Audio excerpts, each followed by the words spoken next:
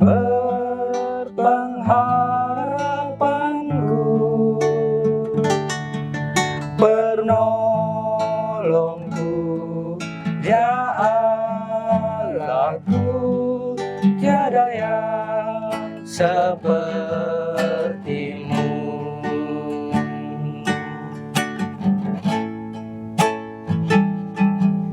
Jiwaku merindukanmu,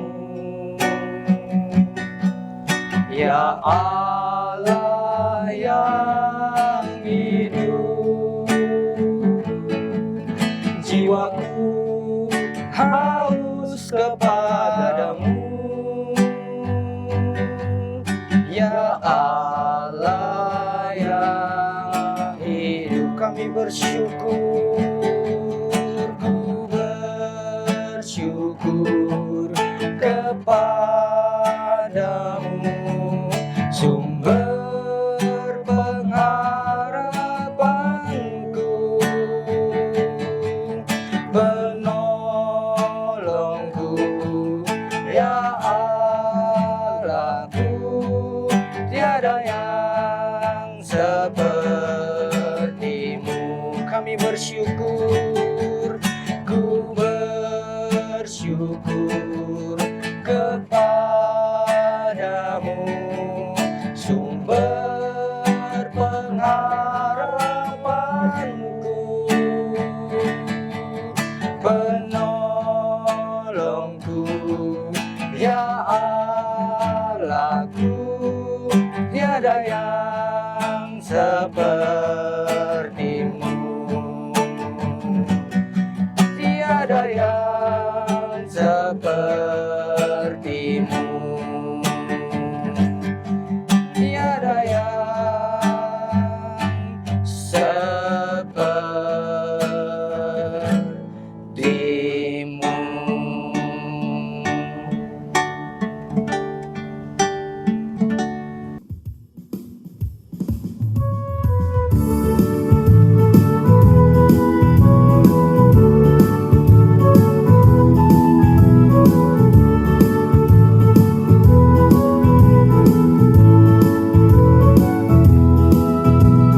Pagi yang indah, ku sambut cahayamu, hangat cahayamu membasuh wajahku. Ku sambut Yesusku, ku sambut kasih-Nya, dan ku melangkah dengan Yesus di dalamku. Ku sambut Yesusku, ku sambut kasih-Nya, dan ku melangkah dengan Yesus di dalamku. Dan ku melangkah dengan Yesus di dalamku.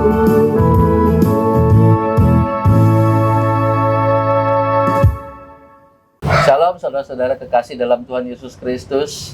Kembali lagi berjumpa saya dengan Teddy di acara Berita Sukacita Sorgawi dari JBK Channel.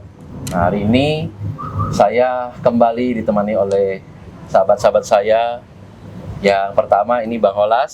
Selamat datang Bang Holas. Dan juga tidak asing bagi kita, Bapak Sandi Theodorus. Selamat datang Pak Sandi. Ya, makasih. Iya, saudara-saudara, kita tahu ya saudara-saudara ya bahwa hidup Kristen itu ada 3 hal yang utama. Yang pertama adalah iman, yang kedua pengharapan, dan yang terakhir itu kasih, saudara-saudara. Sesuai dengan surat Korintus 13 ayat 13. Nah, jadi hari ini saya ingin memperbincangkan mengenai sebuah tema, yaitu tentang iman dan perbuatan, saudara-saudara. Nah, seperti biasa, saya ingin berbincang dulu dengan sahabat saya ini. Pertama, saya tanya dulu ke Pak Sandi nih ya Pak ya. Ya. Iman itu kan tentang suatu kepercayaan Pak ya. Kemudian sepertinya kita memegang sebuah janji gitu Pak daripada Tuhan. Nah, sebenarnya ada perbedaan nggak sih Pak? Ini percaya dengan sebuah sugesti gitu Pak. Terima kasih Pak Teddy. Ya. Jadi begini, iman sama sugesti pasti berbeda. kalau sugesti itu adalah pengaruh atau dorongan dari salah satu pihak ke pihak yang lain, sehingga menerima secara sadar ataupun tidak sadar tanpa berpikir panjang. Itu pengertian daripada sugesti. Sedangkan iman itu keyakinan, kepercayaan kepada Tuhan. Nah, itu biasanya berpatokan kepada Alkitab kalau misalnya orang Kristen, dan kitab-kitab suci yang lainnya untuk agama-agama yang berbeda. Ini perbedaan antara sugesti dan daripada iman. Jadi perbedaannya itu jauh sekali. Sedangkan kalau misalnya kita melihat dari mana kacamata daripada pertanyaan itu, sugesti atau iman, jelas kalau misalnya sugesti itu mengsugesti daripada diri dia sendiri. Satu contoh, misalnya saya harus sehat, ya, saya harus kuat, saya harus pintar, saya harus, itu sebenarnya untuk mengsugesti dirinya sendiri. Nah, itulah yang disebut namanya pikiran-pikiran positif. Seorang motivator bisa mengsugesti dirinya sendiri. Baik nggak? Baik. Tapi belum tentu kalau misalnya kita bicara tentang berlandaskan daripada Alkitab. Sedangkan kalau iman, ya, yang disandarkan kepada kepercayaan kepada Tuhan, dan kita sebagai orang yang percaya kepada Tuhan Yesus, ya, iman itu adalah apa? Iman itu adalah suatu kepercayaan. Nah, percaya itu ya bagaimana? Percaya keyakinan, dan saya percaya kalau misalnya bicara tentang keyakinan, misalnya saya yakin bahwa surga dan neraka. Pasti semua orang juga percaya tentang yang surga dan neraka. Tetapi setan juga percaya surga dan neraka. Nah, terus yang kedua adalah persetujuan pikiran. Setuju dengan pikiran-pikiran. Nah, banyak orang-orang yang setuju bahwa Alkitab itu adalah Alkitab itu adalah firman Allah. Tetapi apakah kita sebagai orang percaya menuruti apa yang tertulis di dalam Alkitab? Kebanyakan orang Kristen hanya yang menurut kedagingan yang enak. Tetapi untuk hal-hal yang tidak enak, dia lepas semuanya. Satu contoh, misalnya Tuhan Yesus berkata, "Jikalau engkau mengikut aku, pikul salib." Ya, menyangkal diri dan memikul salib. Kebanyakan orang-orang Kristen kalau bicara berkat, dia pasti menerimanya. Tetapi kalau bicara penyangkalan diri, ya, misalnya jikalau marah, kita harus ada pengendalian diri, harus ada buah-buah di dalam hidupnya. Nah, tetapi itu yang dilepas. Tetapi iman sesungguhnya, ya, yang diminta di dalam Alkitab itu bicara tentang apa? Iman yang bicara tentang ketaatan kepada Allah. Itunya seperti baik kita hidup di dalam kita menerima berkat, ya, ataupun tidak berkat gitu loh, tetap kita percaya kepada Tuhan. Nah, itulah iman yang sesungguhnya di dalam Alkitab. Demikian Pak Teddy. Baik Pak Sandi, terima kasih untuk penjelasannya tadi, ya, saudara. Seperti kita tadi dengar bahwa kalau sugesti itu biasanya itu ada seseorang ataupun bersifat pribadi yang mendorong supaya itu bisa terjadi di dalam dirinya. Tetapi kalau kita bicara iman itu pasti ada sebuah proses, saudara. Mungkin dari pendengaran dulu. Kemudian tadi Pak Sandi mengatakan ada proses di dalam pikiran, karena Allah juga memberikan pikiran kepada manusia. Jadi berproses dalam pikiran, lalu masuk ya Pak ya, ke dalam ke hati, lalu orang itu dituntut sebuah ketaatan, saudara-saudara. Jadi bukan sebuah hal yang bersifat supranatural mungkin, saudara-saudara ya, sugesti seperti itu. Jadi jelas perbedaannya seperti itu ya, saudara-saudara ya. Saya lanjut lagi bertanya ke Bang Holas ini. Kalau Bang Holas sendiri nih tentang iman ini punya pengalaman sendiri nggak nih? Misalnya tentang bagaimana saya percaya kepada Yesus gitu loh. Ya. Ya, puji Tuhan. Terima kasih Pak Teddy. Saya terlahir dari keluarga Kristen, keluarga yang percaya sama Yesus Kristus. Tapi dalam perjalanan hidup saya dari kecil, ya saya hanya tahu ya saya agama Kristen gitu. Saya belum tahu apa itu Tuhan Yesus, apa itu ya. Saya sekolah minggu tapi cuman sesekali gitu, kadang-kadang bolos. Masuk sekolah itu mulai lebih nakal lagi. Jadi ke gereja itu setahun sekali, pas Natal aja baru ke gereja gitu. Bahkan ada hal yang paling lucu. keluarga saya ajak ke gereja tapi saya nggak mau, kakak saya ajak saya ke gereja nggak mau. Akhirnya karena saya pikir daripada dia kecewa, saya titip duit ke dia gitu buat ngasih persembahan gitu. Jadi ini duit buat persembahan gitu, itu hal yang paling lucu gitu. Dia sampai dia ketawa gitu. Nah, pengalaman saya bisa mengenal Tuhan, bahwa Tuhan itu benar-benar nyata dan benar-benar ada itu ketika waktu kecil saya. Waktu kecil sekitar kelas 3 atau kelas 4 SD itu, waktu saya main di laut mancing, itu pancingan saya tersangkut di karang. Lalu ketika saya turun untuk mengambilnya, saya terseret ombak. Di situ saya tenggelam. Lalu saya nggak tahu ini apa, saya nggak tahu, tetapi ada sesuatu yang berbicara dari dalam saya. Dia nyuruh loncat gitu. Padahal saya udah tenggelam gitu. Saya lihat kakak saya sudah teriak-teriak, di situ nggak ada orang, saya udah terseret ombak, udah tenggelam gitu. Lalu saya disuruh loncat, saya nggak ngerti, saya udah minum air banyak, tapi akhirnya saya loncat. Lalu seperti ada yang dorong dari belakang saya, didorong ke pinggir gitu. Akhirnya saya selamat di situ. Dari situ saya langsung lari pulang. Pancingan saya tinggal, semua saya tinggal. Nah, di situ aku seperti ada yang berkata-kata dalam diri saya, ini loh saya, ini loh saya, ini loh saya Tuhan. Nah, di situ saya pengalaman pertama saya ngalamin. Itu masih kecil, tapi karena saya nggak responi biasa, ya biasa aja gitu. Sehingga ya berlalu begitu saja gitu. Tapi di dalam hati batin saya akhirnya tahu bahwa Tuhan itu benar ada.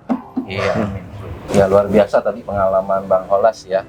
Kalau kita lihat memang pengalaman ya, pengalaman bagaimana Tuhan itu berkarya di dalam hidup seorang itu juga bisa sebagai dorongan ya untuk menumbuhkan iman di dalam kehidupan seseorang ya. Itu saudara-saudara. Jadi luar biasa tadi pengalaman bisa membentuk seseorang itu menjadi seorang yang punya iman kepada Tuhan.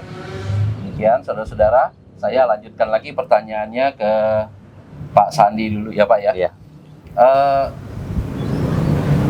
Kalau kita menerima keselamatan itu kan Alkitab berkata sesuai dengan iman percaya Pak ya. Iya. Jadi bukan karena perbuatan. Jadi Efesus 2 ayat 8-9 juga berkata seperti itu. Tetapi di ayat yang lain, Yakobus 2 ayat 17 mengatakan kalau iman itu tanpa perbuatan mati gitu Pak. Nah, mungkin bisa dijelaskan ini seperti apa ini Pak? Jadi begini Pak Teddy, kalau kita baca di dalam surat Paulus bahwa iman itu adalah merupakan suatu anugerah, itu adalah pemberian daripada Allah. Jadi memang kita tidak bisa dari perbuatan-perbuatan baik kita, ya, kita bisa menghampiri Allah. Siapakah kita bisa melihat atau menghampiri daripada Allah? Melihat aja tidak bisa, apalagi menghampiri Allah segala. Jadi kadangkala kita ini memakai kebenaran-kebenaran diri daripada manusia untuk mencapai Allah, itu tidak bisa. Maka di dalam surat Paulus katakan bahwa iman itu merupakan anugerah dari Allah, pemberian daripada Allah. Tetapi di surat Yakobus dikatakan iman itu tanpa perbuatan pada hakikatnya mati. Nah, apakah dua ayat ini saling berlawanan atau kontradiksi? Tidak. Karena memang iman tanpa perbuatan adalah pada hakikatnya mati atau kosong. Di dalam dalam kitab-kitab yang lain mengatakan seperti itu. Jadi di dalam kehidupan kita, ketika kita sudah menerima Tuhan sebagai juru selamat kita, ya, di dalam perbuatan-perbuatan kita harus kita lakukan berlandaskan iman kita, harus sesuai dengan perbuatan-perbuatan kita. Yang tadi saya katakan, bicara tentang iman itu bicara tentang ketaatan kepada Allah. Apakah kita taat kepada Allah? Abraham itu disebut sebagai bapak orang percaya. Apakah kenapa dia disebut percaya? Karena dia taat kepada Allah. Jadi ketika kita beriman kepada Allah, kita harus taat kepada Allah. Taat kepada firman-Nya, apa yang tertulis di dalam Alkitab. Jadi kalau misalnya kita pakai analogi seperti mata uang, ya, mata uang itu terdiri dari dua sisi, Pak. Ada gambar sisi yang beda, ada sisi bilang. Apakah ketika gambar mata uang itu salah satu sisi itu kosong, misalnya dihapus, apakah mata uang itu berlaku?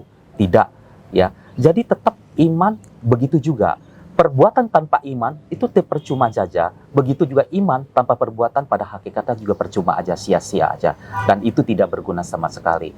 Jadi iman harus berbarengan dengan perbuatan-perbuatan kita. Demikian Pak Teddy. Luar biasa tadi penjelasan dari Pak Sandi ya. Jadi jelas sekali saudara-saudara bahwa iman adalah sebuah langkah untuk percaya kepada Tuhan. Kemudian ketika orang percaya kepada Tuhan, maka dia disebut orang yang beriman. Tetapi hal itu harus dibuktikan, seperti tadi Pak Sandi bilang, dengan sebuah ketaatan. Jadi perbuatan-perbuatan iman inilah yang sebagai bukti bahwa seorang itu beriman. Jadi Kristen itu harus aktif, saudara. Iman Anda itu harus aktif. Ya. Makanya di Yakobus dikatakan, kalau iman tanpa perbuatan pada hakikatnya mati. Itu saudara-saudara, luar biasa. Saya lanjutkan pertanyaan ke Bang Holas ya. Bang Holas ya. Seorang dibilang percaya kepada Tuhan. Ini bagaimana sih kalau menurut Bang Holas memastikan kalau orang ini atau saya itu orang yang beriman? Ciri-ciri orang beriman, ciri-cirinya adalah dia percaya dan menerima gitu. Kalau hanya percaya bahwa Tuhan Yesus adalah Tuhan, iblis pun percaya gitu. Iblis percaya bahwa Yesus adalah Tuhan dan Juru Selamat, tapi iblis tidak menerima gitu. Nah, perbedaannya dengan kita bahwa kita percaya dan menerima Dia, menerima firman-Nya, menerima tuntunannya, dan ciri-cirinya adalah ya seperti yang dibilang Pak Sandi tadi, itu sangat betul sekali bahwa dia mengikuti kehendak Tuhan dalam hidupnya, baik kehendak Tuhan secara umum maupun kehendak Tuhan secara khusus dalam hidupnya. Oh, jadi Itu. umum juga kehendak. Ada secara umum, ada secara khusus. Oh, ada pengalaman atau contohnya seperti apa tuh? Kehendak Tuhan dalam kehidupan kita itu ada yang secara umum, ada yang secara khusus. Yang secara umum yaitu yang tertulis di Alkitab gitu. Kita tahu bahwa firman Tuhan bilang ampunilah orang yang bersalah kepadamu. Itu kan secara umum. Itu buat semua orang percaya gitu. Yang menerima Yesus itu secara umum. Bersukacitalah senantiasa, hendaklah engkau berdoa, itu secara umum. Lalu ada secara khusus. Yang Tuhan mau secara khusus, contohnya misalnya saya nih. Tuhan memiliki kehendak Tuhan secara khusus bagi saya. Saya mempunyai keinginan gitu bahwa saya tidak mau melayani Tuhan gitu. Saya mau menjalani hidup saya ya sebaik-baiknya saja gitu. Saya tidak mau, saya tetap percaya Yesus sebagai Tuhan, saya terima Dia, tetapi saya tidak mau mengikuti kehendaknya secara khusus. Saya mau sukses di dunia musik gitu. Tapi Tuhan punya kehendak secara khusus, yaitu kamu harus melayani aku di pekerjaan Tuhan gitu. Mungkin menjadi full timer, nah seperti saya sekarang menjadi full timer. Nah, ini kehendak Tuhan secara khusus. Selama saya tidak melaksanakan kehendak Tuhan ini yang secara khusus bagi saya, maka akan sangat sulit saya melakukan kehendak Tuhan yang secara umum itu sia-sia gitu. Seperti Abraham mendapat kehendak Tuhan secara khusus. Dia harus keluar dari sanak saudaranya ke negeri tempat yang Allah janjikan gitu. Itu secara khusus, semua nggak dapat, keluarga yang lain nggak dapat, hanya Abraham. Nah, Abraham tidak akan mengenal Tuhan selama dia tidak mengikuti kehendak Tuhan secara khusus. Makanya kita berhubungan sama Tuhan itu secara pribadi. Kalau kita tidak menuruti kehendak Tuhan secara khusus, maka kekristenan kita hanya kekristenan kosong. Ini penting. Kita disitulah ketika kita taat secara khusus, disitu kita akan mengalami Tuhan lebih lagi. Ya, tadi penjelasan luar biasa dari Bang Holas ya, saudara-saudara ya. Jadi iman tidak cukup hanya kita percaya saja, tetapi harus ada penerimaan di dalam hati saudara-saudara. Nah, dibuktikan atau ada tanda-tanda, yaitu orang mengalami atau menerima saudara-saudara, menerima hal-hal pernyataan atau perintah-perintah daripada Tuhan, baik secara umum maupun secara pribadi, secara khusus ya tadi Bang Holas ya. Nah, yang khusus ini sesuatu hal yang penting. Misalnya tadi seperti Bang Holas, dia terpanggil oleh Tuhan untuk bisa melayani secara full time. Jadi penting bagi kita untuk mengenal panggilan-panggilan atau bagaimana Tuhan memberikan perintah-perintah kepada seorang untuk ditaati. Demikian saudara-saudara, saya lanjutkan pembicaraan yang menarik ini soal iman ya dan perbuatan ini. Saya lanjutkan pertanyaannya ke Pak Sandi.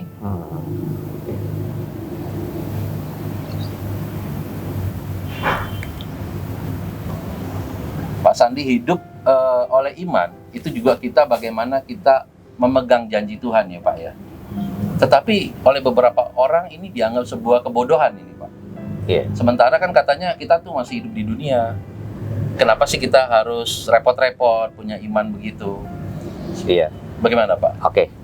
Ini ada satu ayat yang menyatakan begini, 1 Korintus 1 ayat 25. Iya. Sebab yang bodoh dari Allah lebih besar hikmatnya daripada manusia, dan yang lemah dari Allah lebih kuat daripada manusia.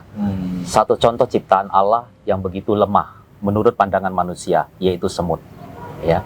Semut tidak ada yang mengatur, tidak ada yang pemimpin, tapi dia bisa mengatur dirinya sendiri. Bahkan bisa saling bergotong royong untuk dia menyimpan makanannya pada musimnya. Iya. Itu yang paling lemah daripada ciptaan Allah.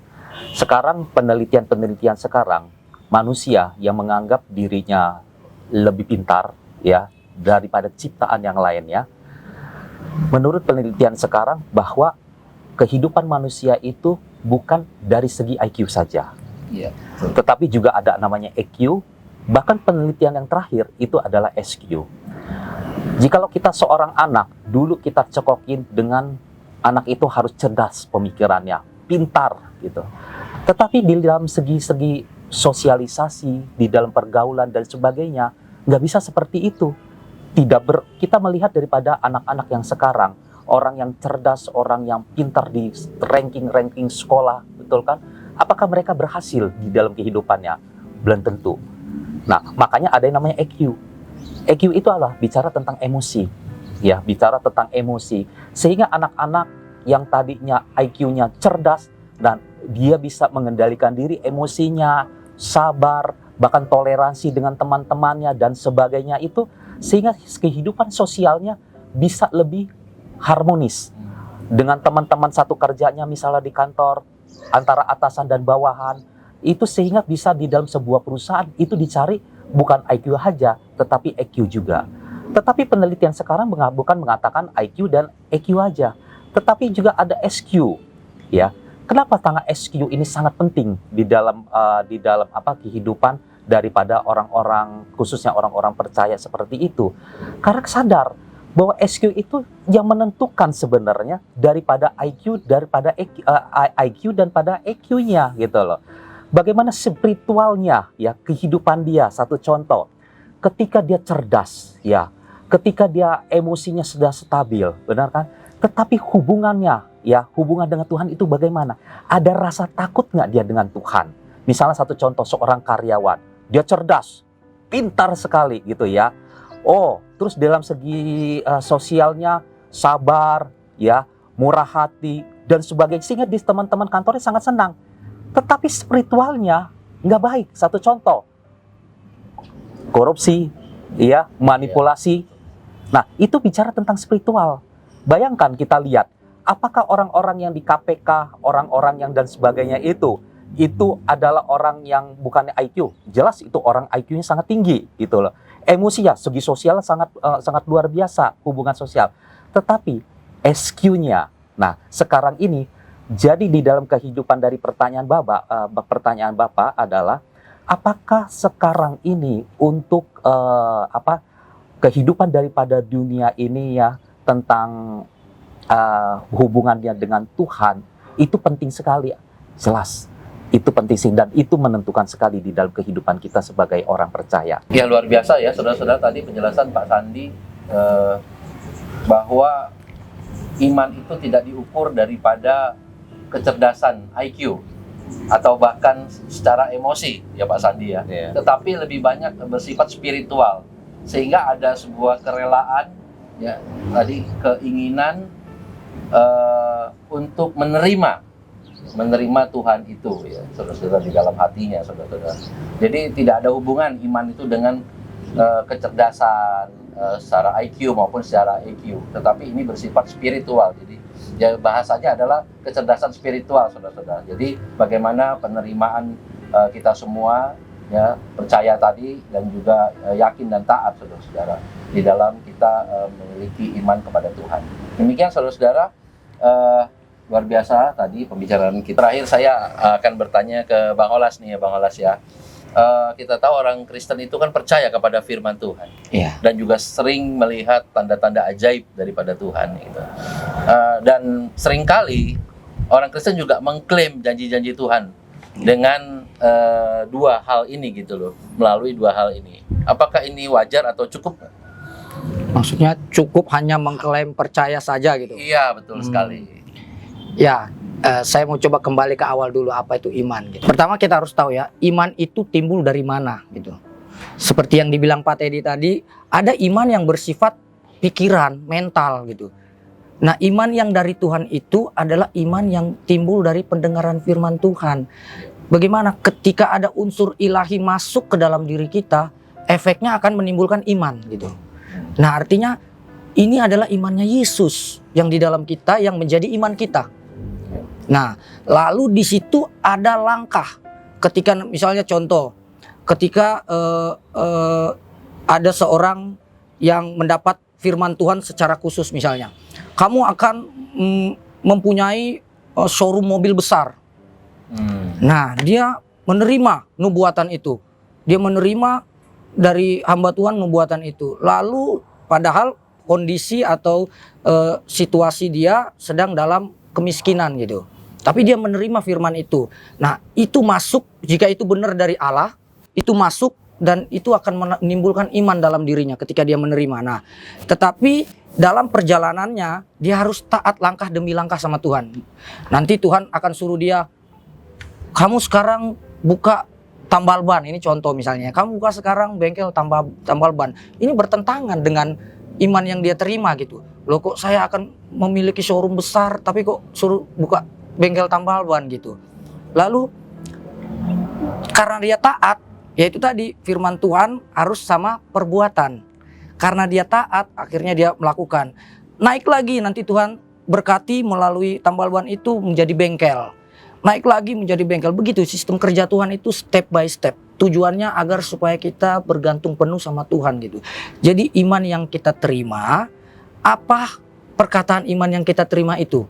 Apa perintah atau kehendak Tuhan dari iman yang kita terima itu, kita melangkah lah gitu. Iya. Ya, saudara.